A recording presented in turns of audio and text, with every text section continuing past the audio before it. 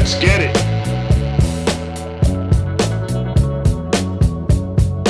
All right, another episode of Sister Wives is about to drop on Sunday. And before that happened, I wanted to give my thoughts of kind of how and where I see Meri. Because from my understanding and from what I can see on the trailers, we're going to see Meri's first initial departure away from the family. Her first move to break or sever her ties with this family and her friendships and relationships that she's been fostering over the course of these 18 seasons plus, because they've been married almost 20 years prior to them filming this show.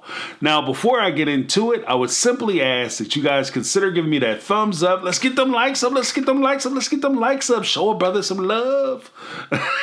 It lets me know that you guys are enjoying my content and you value the things, or at least my contribution in this YouTube space. Also, if you guys are not yet subscribed to the channel, what are you doing? For this limited time offer, it's free. So go ahead and hit that subscribe button. It helps the channel out. It helps me out. Hey, who doesn't want to help a brother out? So give me that HBO special, click the subscribe button, ring the bell for notifications, and you will be notified when I upload new videos just like this. And hopefully soon, very soon when I go live, I have some things cooking and I'm hoping that they work out and we can get this show on the road, get some input, get some other takes and some other viewpoints into the space. All right. And again, don't forget, it's free. One of my favorite 4-letter F words. So FREE. Let's get it. All right, now, before we get into it and before it gets all crazy, I'm just simply going to say this. This particular video, I didn't bring a whole lot of receipts because I wanted to just make some generic points that I thought would be valuable as we look at and consider some of the issues that are surrounding Meri and her contribution and her involvement with this family. So normally I bring the receipts, but this time, I think I'm going to pare it down a little bit. Now, the first thing that I wanted to talk about was a song that I kind of grew up with from a group called Houdini. And they were a rap group, and they had a song called, one of their bigger hits was called Friends.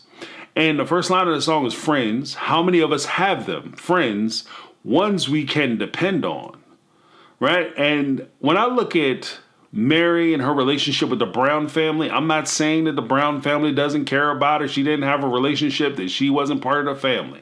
I'm merely saying that these folks have their own lives, they have their own preoccupations, and your relationship with them was not on a friendly basis. You guys were not friends. See, friends call and check on one another. Friends care about what's happening with the other person, not just in a general sense or in a kind of passing sense or familial or familiarity sense where you're familiar with this person. Those aren't necessarily friendships. They're what I would refer to as a situationship. In a situationship, these are relationships that you find yourself in when you have situations. For instance, shared situations. For instance, if you play on the same sport, you are on the same team, you're in the same group or the same club, you go to the same school. You might be sitting in the same class. You go to the gym together. That could be a big one. You know, how many times have you sat there in the gym and you lifting weights and you talking to the people that you see every week and, hey, how you doing? That's my gym friend. That's my gym buddy. You know, you guys are buddies and friends to a point, but this guy isn't trying to, like, he's not going to miss any rent to help you out if you have a dire emergency. You know, some of the gym friends that we have, if you walk out of the gym and your tires up on, you know what I mean, your car up on 4 bricks, all your tires are flat as pancakes. These dudes will just walk by you and say, oh man, that's messed up. It's horrible that happened. Well, good luck, buddy. I'm going to let you get to it and keep it moving. Or you say, yo, man, you came out, I left my lights on, my car battery dead. You think you could give me a jump? Oh man, my battery is tired, man. It's barely starting, man. My battery is weak. I don't want to take a chance, man. Might kill my car too. Well, good luck. And he gets in his monster truck with 6 car batteries in it and ride over 4 cars on his way out the parking lot. Like, it's just how it works. And because you have these situationships, this is where, like, my thing or my motto, where you are honest with yourself, which allows you, if you're brutally honest with yourself, it gives you the freedom to be brutally honest with other people, the other people you're in relationships with, the other people you come in contact with. And if you're brutally honest with them, it allows you to see your relationship and be honest about your actual relationship. Don't make relationships where relationships don't exist. I don't hold it against people I might run into in the gym because I go in and I come out and I have a problem with my car, and because they don't stop and try to help me, I'm not going, oh, they're my enemy now. No, they didn't owe me that. We don't have that type of friendship, so I don't expect that type of loyalty. If I get it, I'm surprised and I'm pleased to accept it, and I'm grateful. But if I saw somebody, for instance, and they were having car trouble, I would stop. I would ask them, do you need help? I asked if they need to call somebody. Can I call somebody for you? Do you want to use my phone to call somebody? Do you have AAA? Hey, maybe I can help you out. I know a little bit about cars. Maybe I can help you out, and we can figure out what's going on together. You need me to sit with you or stand with you while you wait for somebody to come? Are you out here by yourself? Is it dark? You know what I mean? If you're a female, I'll stand out there with you regardless, just to make sure that you're okay. But that's me. And I don't expect everybody to do that for me, because everybody's not me and everybody's not going to do what I do. And even though we like to believe that the world operates on the golden rule, do unto others as you would have them do unto you, the truth of the matter is nice people get taken advantage of. Because I'm willing to do something and I will go out of my way to make sure that these people are okay. There are people who are just take from that situation and not think twice about it and never consider the sacrifices or what I'm giving up or what I'm late for or what I'm missing out because I'm standing on the side of the road with you, waiting for your ride or waiting for you to get to where you need to go safely. There's a situation where you could, some of us have seen this when we were kids, that we'll be hanging out with somebody and, you have the one friend who will wait to make sure everybody gets a ride home or gets home safely or even walk you home. But then nobody ever considers that this kid is walking home by themselves, and they walked you home. They live in the opposite direction. So not only are they walking you home, but they have to walk past where you started from so that they can get home. They can start their walk home by themselves. And you never consider that sacrifice. What I'm saying is that for whatever reason, Meri finds herself in a situation where she's bound to these relationships, these friendships, and she feels like she has to sit here and suffer and sacrifice in order for her to try to get back to where she was. And I don't know whether this is hubris, pride, whether this is just I'm determined to make it work. I refuse to give up. I refuse to quit. I'm fresh out of quit. I don't care. So I'm going to just keep pushing forward and I'm going to get what I want because I want it. That in some instances that works. When it comes to relationships, you can't force relationships. You don't want to force a relationship on people. And that's kind of what I see with Meri. Meri doesn't necessarily know when to call it quits. It's over. This man don't want you. It's done. And that's not a shot on Meri, but there's too often that people will hold on to the past. And they try to make the past the present.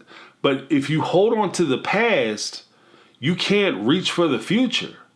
Because you're too busy holding on to something that is already past, is done, is gone. The people have changed. The people that you're holding on to don't exist anymore. Cody is not the same man he was when you first got married before Janelle. Cody changed once he married Janelle. And I'm sure he changed again once he married Christine. And then he changed again when you started having children. And he changed again when he met Robyn. And we're not talking about the other little changes of him changing jobs, locations, when you guys moved the 19 times before you got to Vegas. I'm not considering those changes. I'm just saying with the changes that we know about. Cody is a different person from the first season to now.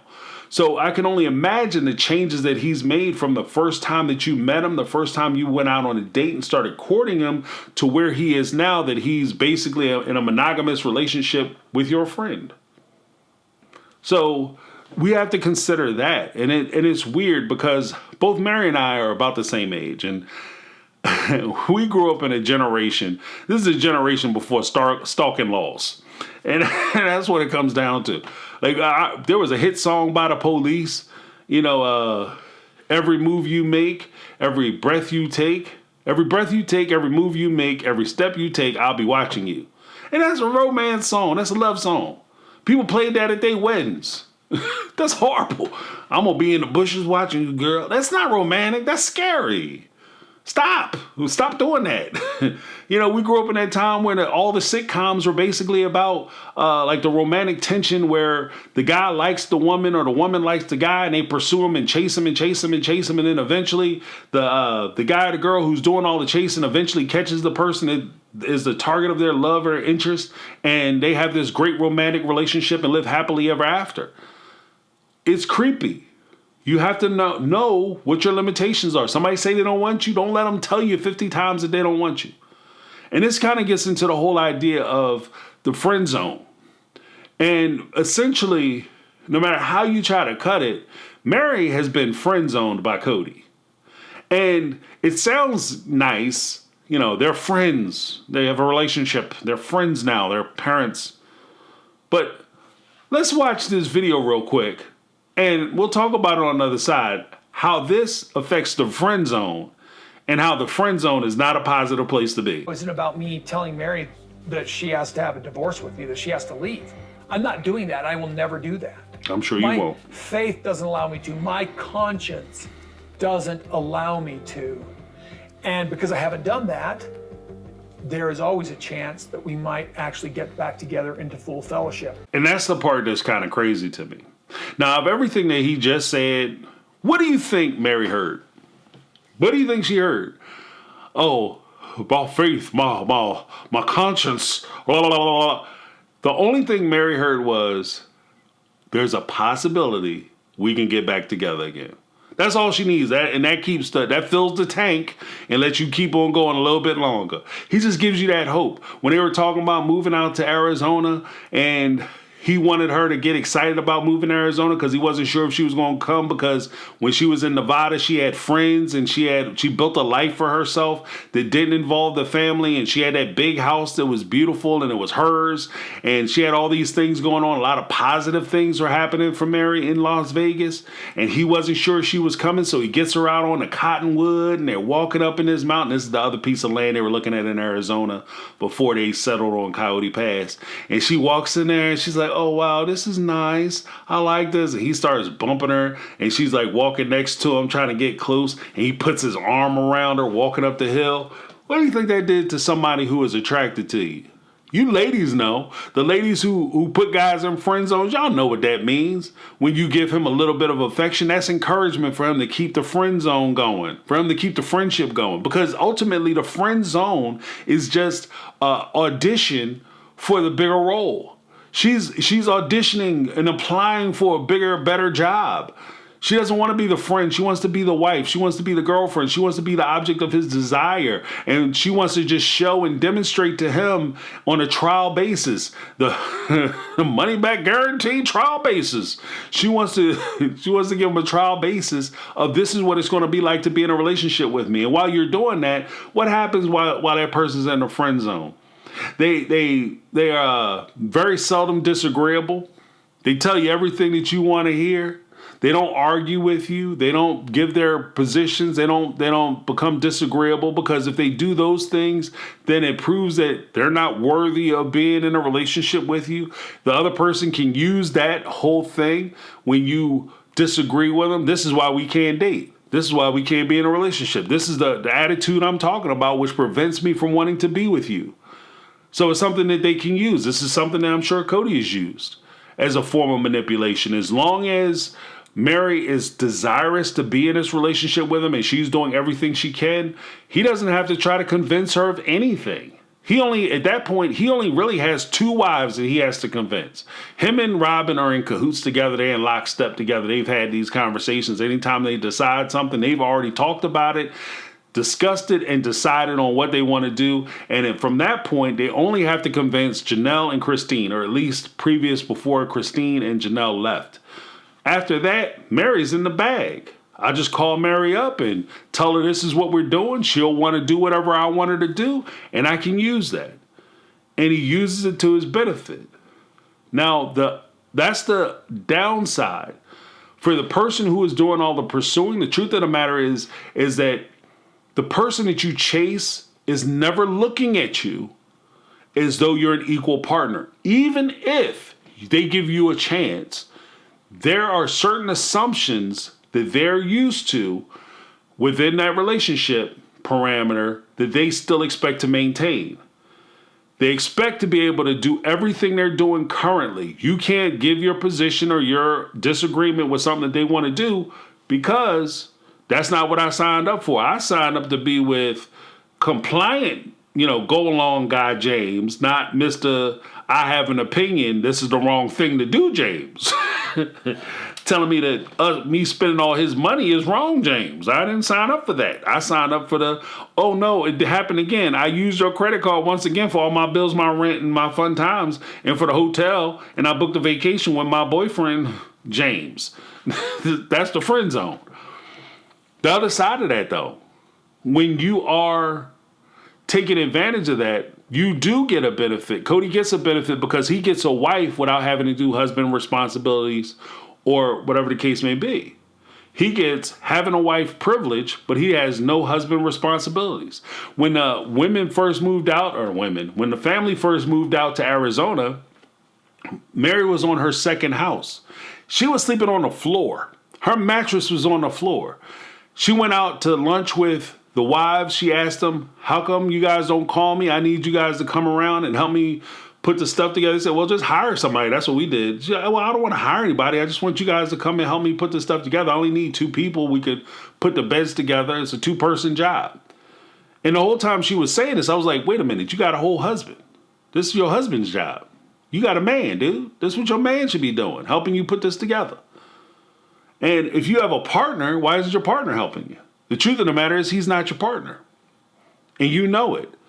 But if he needed something, Meri would be there with a bells and whistles on. Let me help you. Anything else I can do, boss? And that's the way the relationship works. And it doesn't work out that way. And it's not good. It's not healthy. It's not good for the person who seems like they're getting a lot of the benefit. But the truth of the matter is you've let a snake in the house. Because the person who is in the friend zone is never looking truly out for your best interest. They're looking out for their own best interest. And what do I mean by that? A friend is somebody that you should be able to go and have a conversation about anything with. Anything as far as like your bills, your kids, if you have any issues with people that you want to date.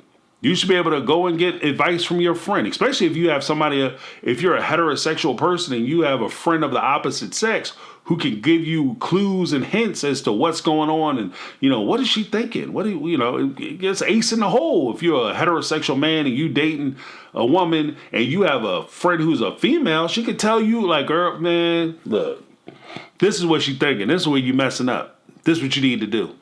That's your friend. Your girlfriend can say that to you. Your friend who's a girl, not your girlfriend, but your friend who's a girl can tell you, don't do that. Yeah, you don't know?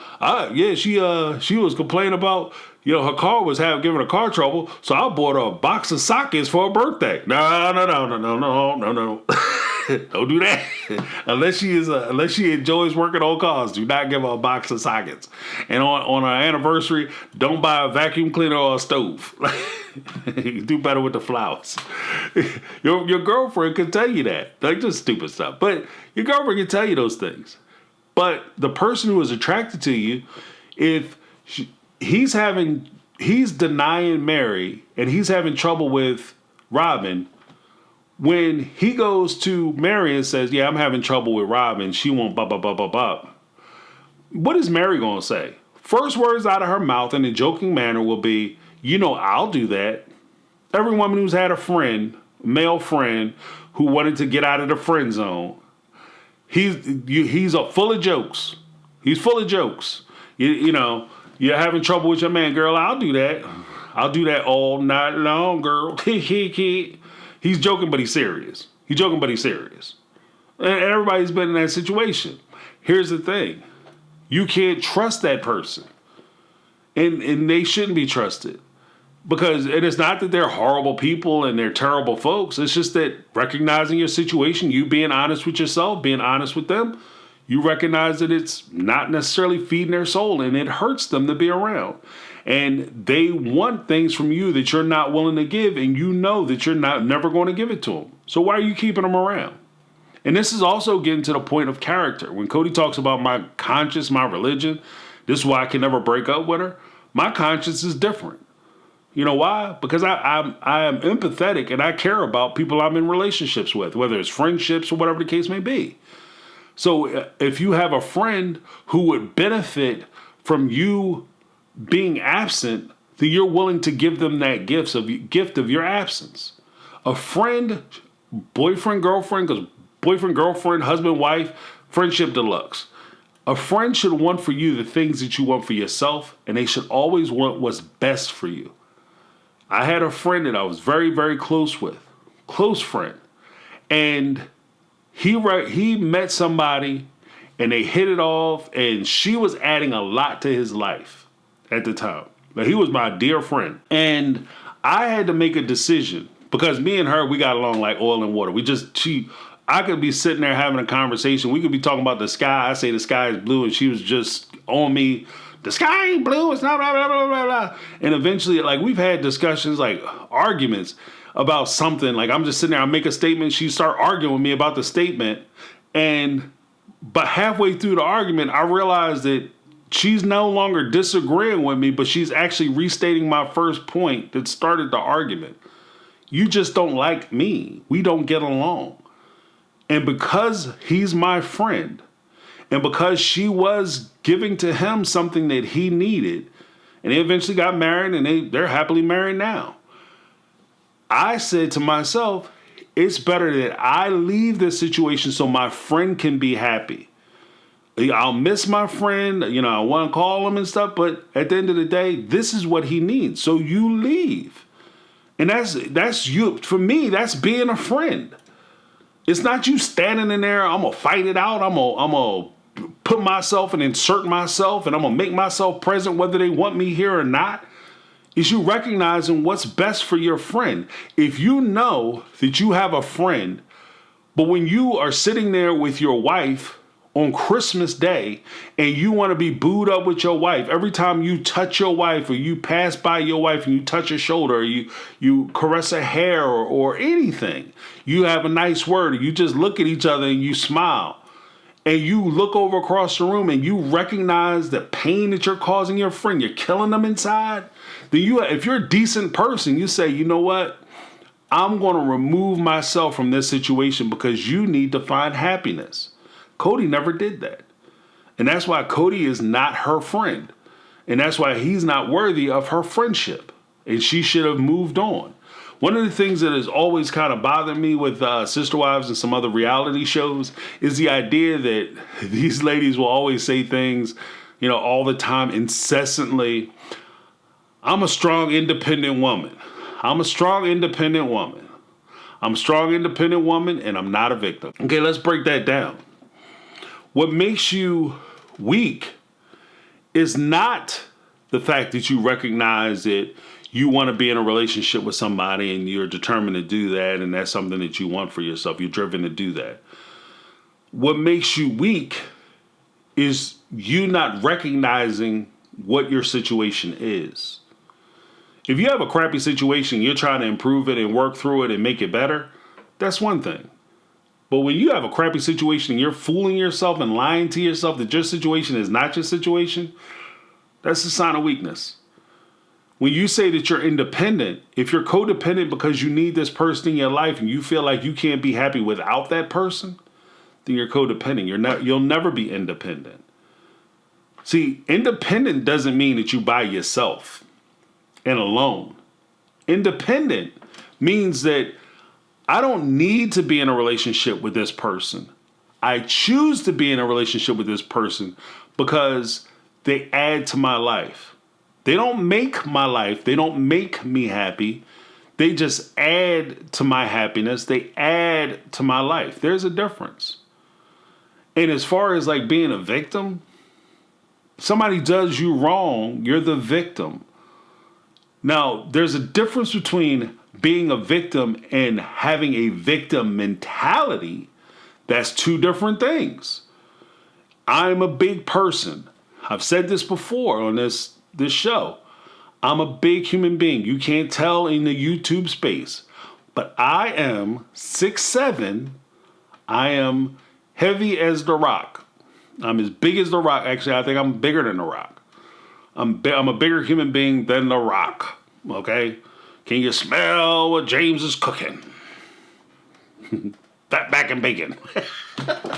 Love bacon. But I'm a bigger human being than The Rock, right? And if I was walking down the street and I saw a guy who was 5'6", 150 pounds, and I punched that guy in the face, under no circumstance is he going to call the police and say, yeah, I was standing here minding my own business. Then all of a sudden, the guy, just to let you know, I'm a strong, independent man, and I'm no victim.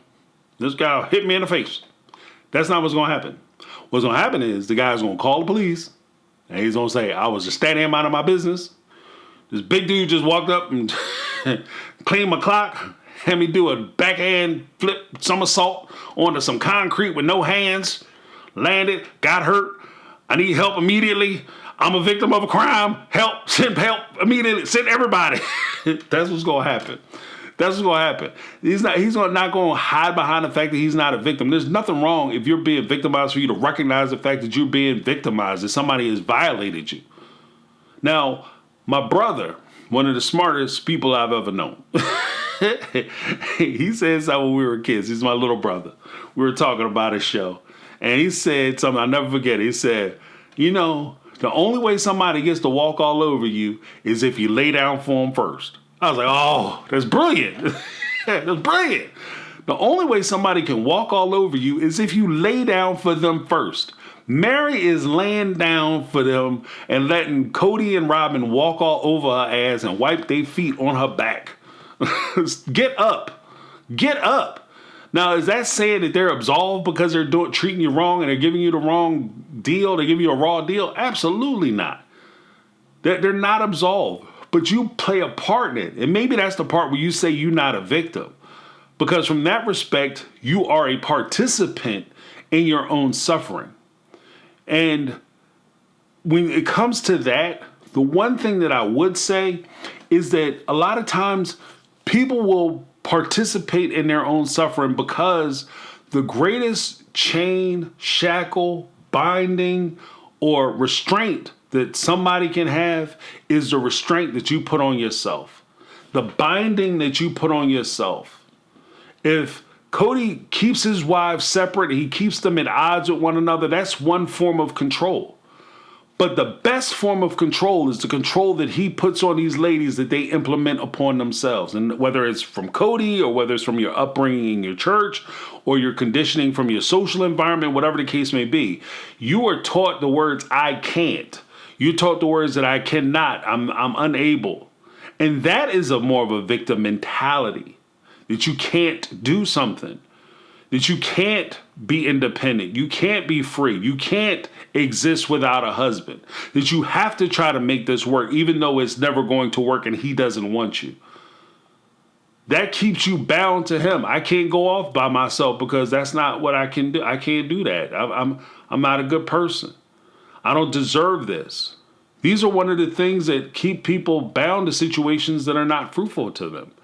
One of the scariest things is that when you hear things that have deeply insulted you, a lot of times the reason why it's so insulting is because it's stuff that you've already said to yourself.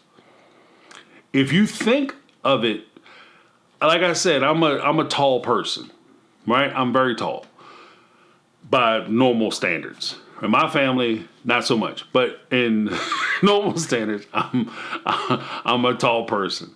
If a guy, the same 5'6" guy, looked at me and said, James, you're a shorty, you short stuff, I wouldn't think anything about it. And I'd go on my day, what's wrong with that dude? Crazy. I'm not short. That's what I'm not. I'm a lot of things, but I'm not a short person. It is what it is, right? But there are certain things that he might say to me that I've already said to myself earlier in the morning when I'm looking in the mirror. That when he says it, it's not that he said it to me. It's the fact that he's confirming something that I already said to myself, something I already believe. And now somebody else has found out that the cat's out the bag. And that's what these folks are doing to Meri. And this is how they keep her restrained. And this is how they keep control of her. Because they're just merely there telling her the things that she's insecure about. This is also why having certain people in your atmosphere, in your environment, who are call themselves your friends but are not looking out for your best interests is never a good idea. Because by being in the proximity of where they would be, they get friend privileges. One of the friend privileges is you get to learn about people's insecurities, their shortcomings, the things that they're nervous about, the things that they're concerned about. You get to learn that whole roadmap, the things that can really push their buttons. You can say, turn a phrase. It doesn't even have to be on a head on, right on the mark. It just has to be maybe something that glances past an issue that'll trigger a memory in that person, an insecurity in that person that you can use to control them. If a guy has a problem and he's trying to get over a bad breakup and I go hang out with him and there's a beautiful woman walk in and I'm lonely and I'm scared to go talk to her, I'm insecure about talking to her, and my friend is ready to go over there, but I know he had a bad breakup, maybe I'll say something. Yeah, she looked just like your ex-girlfriend, don't she? Yeah, she'd probably break a dude's heart. Look like she'll crush you, right? I don't have to say, man, don't go over there and talk to her. She too pretty. And it'll make me super jealous. I can just say something to that effect because I'm tapping into his insecurities. And that's an obvious elementary explanation or example, but it's the same thing with Meri. This is what I see a lot of times with what happens in their particular situation. Now, if you consider it, let's take a look at some of the things that I'm talking about, an example from Sister Wives where this kind of comes into play. I mean, hell, if she wanted to stay here and build on the property and date, I would have no problem with that. If she were just to stick around, we could control her. Maybe work something new out, I'm not in that place right now. Well, Sorry. I had to get to that place because of you. Look at Meri. Meri looked like she was going to do something to Robyn, didn't she? Girl, who you talking to? And he's like, look at you like you short. They ready to do something to you. You better get on your toes. But in that situation, there's a couple of things. First of all, this is a conversation where Christina first talked about leaving, and Robyn's trying to pretend like it'd be okay for Christine to move on to Coyote Pass with another man. Yeah, Cody's never going to let that happen, ever. He can't handle. Cody is so insecure. This dude would lose his mind. You got another man walking around, especially a man, like a dude, like a fella, like a regular guy. Not somebody sitting around trying to find comparisons and comparables to what men would do, like a man walking in that situation. Because all the craziness would stop. A lot of the foolishness would get cut. It might not even be a bad idea just to get crap regulated on the land. Because, when Cody will walk in to try to walk up into Christine's house, this dude be like, whoa, what you doing, partner? Does the doorbell not work? Nah, man, I'm here to see my child. Like, whoa, you call first. This is a house. This is me and my lady place. Like, you don't call. Next time you come walking in that door, we can go and meet in the backyard and settle this out. You know what I mean? Figure we gonna cash you up, bro. So it'll be a different type thing. So that's never gonna happen. And it's nice that Robyn tried to throw that out as a possibility, but that's a no bueno. That's never gonna work. The second thing, as soon as Meri started talking about it, about how she couldn't handle it, it wouldn't work for her, and she's trying to take a position. What does Robyn do to shut her up? She brings up the catfishing incident. This was a mistake that Meri had made, a mistake they considered. I think that it's a mistake because at the end of the day, it's a mistake not just because she got caught with the catfish and she got tricked. For those not familiar, Meri had an incident where she thought she was talking to a fella, a rich, handsome guy. It turns out to be a female. She got tricked. She was embarrassed, and she had to come back to Cody basically and say that I was fooled, I was reparated, and try to move forward. Now, in that situation, do I think Meri was right for talking to this guy? No. I think that Meri should have ended her relationship with Cody, then started pursuing somebody else. You never date somebody while you got somebody, because if they'll cheat with you, they'll cheat on you. So if you are dating somebody and you have somebody, then that person can't be trusted. And most certainly, the person who you're dating can never trust you because you are a cheater. Because you had somebody, you didn't close that business out before you started dating them. And it's also disrespectful to the person that you're dating Because if the relationship does start to blossom, that person does not have the option to move forward in your relationship until you close down your previous business with your other relationships. So there's that. Now, when it comes to this type of relationship, the best thing to do is for you to, like I said, close your business out. You never leave a relationship for a relationship. You don't leave somebody for somebody else. You leave the relationship because the relationship isn't working. Theoretically, you should try to take your time to heal yourself, get yourself back together so that you don't take out all the misgivings from your previous relationship and the trauma that you have from your previous relationship on your next partner. But even if you did start dating somebody soon after you terminated your previous relationship, the reason why you do that is because there's enough stress and enough problems for you to start any relationship with any new person. And for you to add on top of that the stress and the pressure of that relationship having to be a successful relationship, because after all, you walked out of technically a spiritual marriage or whatever, the polygamous marriage with Cody to be with this other person. So this other person has to be worth that sacrifice or that decision. That's a lot of pressure and it's unwarranted. And then if that relationship doesn't work out like it didn't, you start to second guess your decision to leave in the first place. If you decided to leave your relationship, I assume, unless you're a crazy person or you're extremely immature, you decided to leave that relationship for a reason. And if you decided to leave that relationship for a reason, then that should have been a reason you left. And that reason did not change because this next relationship didn't work out. So you look at that situation, you make those evaluations, you make those decisions, didn't work out. Fine, I'm going to keep pushing forward. Try stuff. You're going to fail in life. Keep trying. Keep doing stuff different. Keep doing stuff new. And eventually it'll work itself out. But that's not what happened. And because she feels like it was a mistake and she feels guilty about it, when Robyn hits her with the zinger about, I had to get used to it because of you, Meri felt that. Because she felt that she made a mistake. And that's Robyn reminding her of the mistake that she made. And when you have somebody constantly reminding you of your mistakes, it prevents you from growing. This is a problem that a lot of people have, is that you'll be in relationships with folks who call themselves your friends or in some cases your family, who may appear to be looking out for your best interest. They want you to get that new job. They want you to go and get that good relationship. They want you to move forward with your current relationship and maybe even into marriage, matrimony, family, kids, the whole nine. They want you to buy a house. But at the end of the day, they don't want your spouse to be better than their spouse. Better looking, better job, more successful. They don't want you to be in a better position than them. More successful, slimmer, fitter, better looking, whatever the case may be.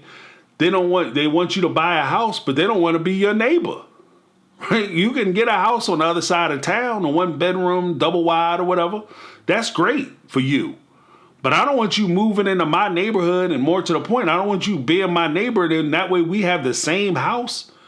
All of a sudden, because in some people's view, when you're in these types of relationships, they get used to looking down upon you at a certain level. And the moment you kind of move out of that lower level and even equal to them, and God forbid you move past them, oh my goodness, can't have that.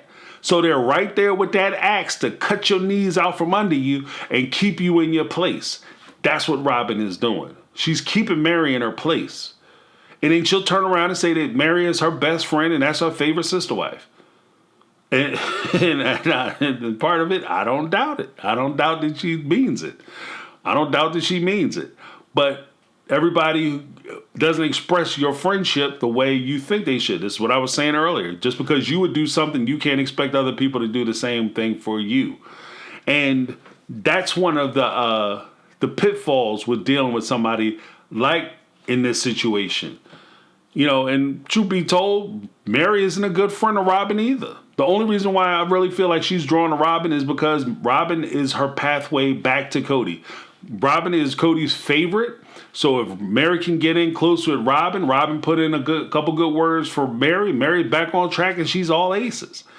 So I think that there's a hidden benefit from both people that isn't necessarily the most positive thing ever. Now, when it comes to you developing and growing in life, you got to develop, you got to grow, and you got to get bigger, you got to get better, you got to get stronger. You're not going to be the same person next year that you are this year. You're going to keep developing. And if you are around people who keep trying to smash you down into a box and keep reminding you of your mistakes, you're never going to get better, you're never going to grow, and you're never going to reach the levels that you could and the happiness that you could achieve, because you'll always have somebody right there to keep you from doing it. Now, there's also a point in this type of relationship that I wanted to talk about with this type of friendship where people will involve you in stuff that ain't none of your damn business, right? You ain't got nothing to do with nothing. All of a sudden, they keep you in the middle. That's where Meri finds herself in this situation. Cody has a problem with Janelle. He's got a problem with Janelle's kids, particularly his sons. Some of them dudes is kind of beefy. So he doesn't want to mess around with them too much. And he says, well, I don't want to bring them out to Robyn's house because we have a disagreement and I'm not trying to be in there arguing, fussing, and fighting. Hey, Meri, what you think? Maybe you could have them? Let's take a listen to how they tried to sneak Meri into inviting these kids over to the house. So are you going to invite everybody? Probably not. See, at that point, Meri's in such a beat down situation where she's not sure what to do. Do you say yes? Do you say no? If she gives the wrong answer, then she could set herself back. Cody could look at her and say, this is what I'm talking about with you. You don't know what you're doing. Now you're betraying me because you're trying to invite Janelle over to the house and bring them kids that I don't get along with. See, you're not on my side. That's why I don't deal with you. She's in a position where she doesn't know what to do. They also did an open invitation for her to be able to make the decision. Why did they do that? They want Meri to invite the kids because Cody wants to have this conversation with the kids, get them to apologize so he can have everybody over at his house on Christmas, which will be a slap in the face to Christine, who's coming up shortly thereafter with her kids to spend time with Janelle. So they get to hear about how the whole family went over and had this great Christmas at Robyn's house. I'm sure that played as part of it. But if things were to go south when you brought all these people together, he now has the ability, or at least a plausible deniability, to be able to say to Meri, yeah, the reason why we got in that big fight was because you invited them. This is all your fault. You're the one who did this. And she would have to ride that out. Now, this is, like I said, this is a big dummy do. First things first. Don't ever invite somebody. If you're telling me that you won't invite somebody to your house that you own because there might be some trouble and things might get physical, then I'm not going, ask me to invite those same people and have you over to my house that I'm renting so y'all can be in my crib punching holes in the walls, breaking furniture over people's backs, and the cops get called. Now I get put out of my place, then I got to come up with a security deposit for the repairs, lose my security, then I got to come up with money for the repairs. And then when I call you up to complain about it and how y'all tore my house up, you say, oh, wow, man, that's terrible. I'm going to let you go so you can figure that out. You ain't stroking no checks out for me, though. Come on now. It's just silly. And part of the problem is that when this type of thing happens, they're not creating an environment that allows you to grow, allows you to get better. They're not looking out for your best interest. And because they're not looking out for your best interest, they are keeping you on that hamster wheel. No matter how fast or hard Meri runs, she is never going to move anywhere because Cody has no interest in developing that relationship. Robyn has no interest in helping to foster or develop a different type of relationship with Meri because she enjoys where Meri is. As long as she can keep Meri around, and we've all said this about Robyn. Robyn is one of those type of people. It's not enough that she wins, but everybody else around her must lose. She does the relative relationships, meaning that she can't be the best wife if she's the only wife. She can't be Cody's relaxation place unless he has a stressful place. Meri fulfills that role. She is Cody's stressor. And she creates problems for Cody. Now, when it comes down to it, do I have anything against Meri? No, I don't. I mean, Meri is one of those folks I could care less about, whether she is, she used to be nasty and now she's, being taken advantage of, whatever the case may be. That's her business. And I wish the best for her. And I think, to be honest with you, now that she's left the relationship, she looks much better. Like, she looks happier.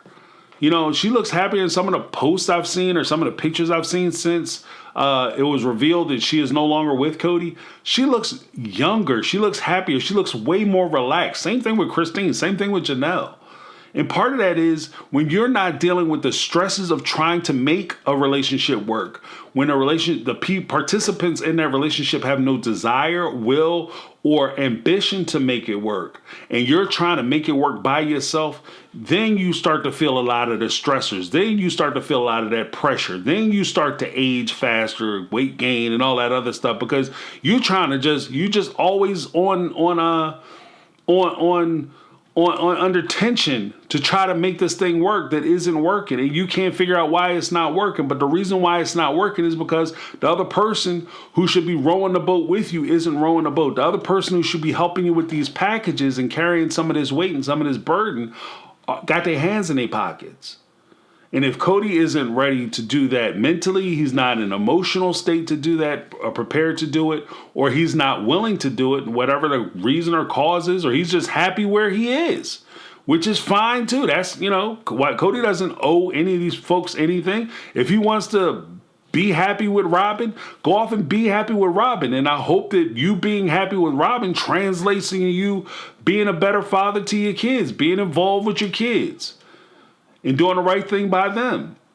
But if you're living in misery, then people who are miserable want everybody to be miserable with them. And if Cody is constantly in a place where he's miserable, then he doesn't mind inflicting that pain on other people. That's my take. I'm James. This has been my take on reality, and I'm out. 'Cause I've been living life right like